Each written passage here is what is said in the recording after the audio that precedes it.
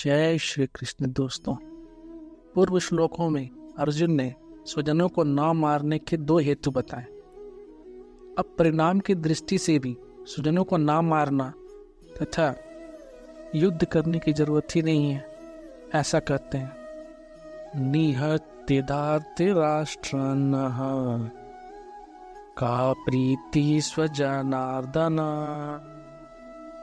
पापमेवाश्रयेदस्मा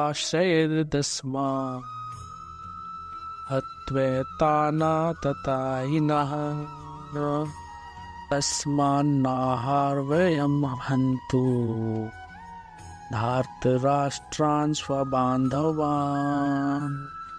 स्वजनं हि कथनं हत्वा सुखिना स्याम माधव।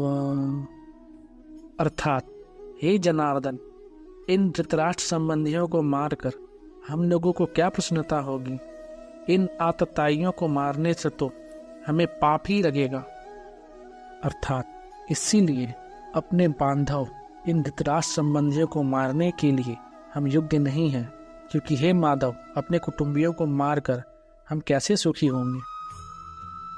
अर्जुन यहाँ कहते हैं, धृतराष्ट्र के पुत्र और उनके सहयोगी दूसरे जितने भी सैनिक हैं, उनको मारकर विजय प्राप्त करने से हमें क्या प्रसन्नता होगी। अगर हम क्रोध अथवा लोभ के वेग में आकर उनको मार भी दें तो उनका वेग शांत होने पर हमें रोना ही पड़ेगा। अर्थात क्रोध और लोभ में आकर हम क्या अनर्थ कर बैठे, ऐसा पश्चाताप ही करना पड़ेगा। कुटुंबियों की याद आने पर उनका भाव बार बार खटकेगा, चित्त में उनकी मृत्यु का शोक सताता रहेगा। ऐसी स्थिति में हमें कभी प्रसन्नता हो सकती है क्या।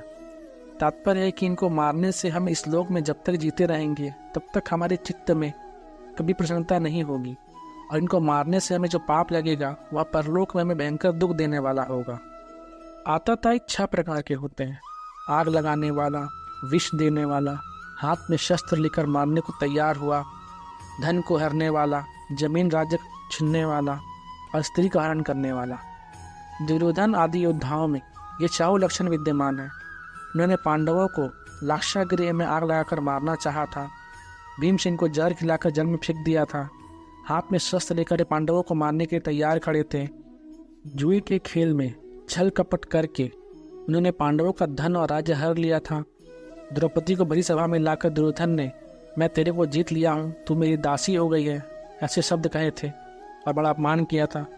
और दुर्योधन की प्रेरणा से जयद्रथ द्रौपदी को हर कर ले गया था। शास्त्रों के वचनों के अनुसार आतताइयों को मारने से मारने वाले को कोई दोष या पाप नहीं लगता, परंतु आतताई को मारना उचित होते हुए भी मारने की क्रिया अच्छी नहीं है। शास्त्र भी कहता है कि मनुष्य को कभी किसी को हिंसा नहीं करनी चाहिए। हिंसा न करना परम धर्म है, जैसे अहिंसा परमो धर्म। अतः क्रोध लोभ के वशीभूत होकर कुटुंबियों की हिंसा का कार्य हम क्यों करें। आतताई होने से ये दुर्योधन आदि मारने के लायक हैं, परंतु अपने कुटुंबी होने से इनको मारने से हमें पाप ही लगेगा, क्योंकि शास्त्रों में कहा गया है कि जो अपने कुल का नाश करता है वह अत्यंत पापी होता है। अतः जो आतताई अपने खास कुटुंबी हैं उन्हें कैसे मारा जाए। उनसे अपना संबंध विच्छेद कर लेना, उनसे अलग हो जाना तो ठीक है, पर उन्हें मारना ठीक नहीं है। जैसे अपना बेटा ही आतताई हो जाए तो उससे अपना संबंध हटाया जा सकता है, पर उसे मारना थोड़ी ही अच्छा बात है।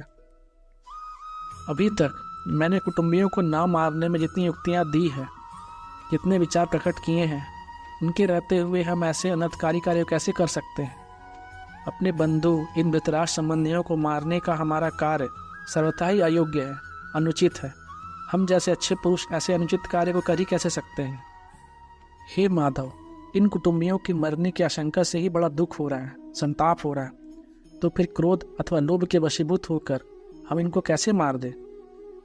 और अगर उनको मारने के बाद हमें कितना दुख होगा, उसको मारकर हम कैसे सुखी हो सकते हैं। अर्जुन के मन में यहाँ ये हमारे घनिष्ठ संबंधी हैं ऐसा ममता जनित मोह हो गया है, इसीलिए वो अपने क्षत्रियों वाले कर्तव्य को भूल गया है। उस तरफ उसकी दृष्टि ही नहीं जा रही है। कारण कि जहाँ मोह होता है वहाँ मनुष्य का विवेक दब जाता है। विवेक दबने से मोह की प्रबलता हो जाती है, अर्थात मोह हम पर हावी हो जाता है। मोह के प्रबल होने से हम अपने कर्तव्य को अच्छी तरह से समझ नहीं पाते हैं और हमें उसका एहसास ही नहीं रह जाता है। जय श्री कृष्ण।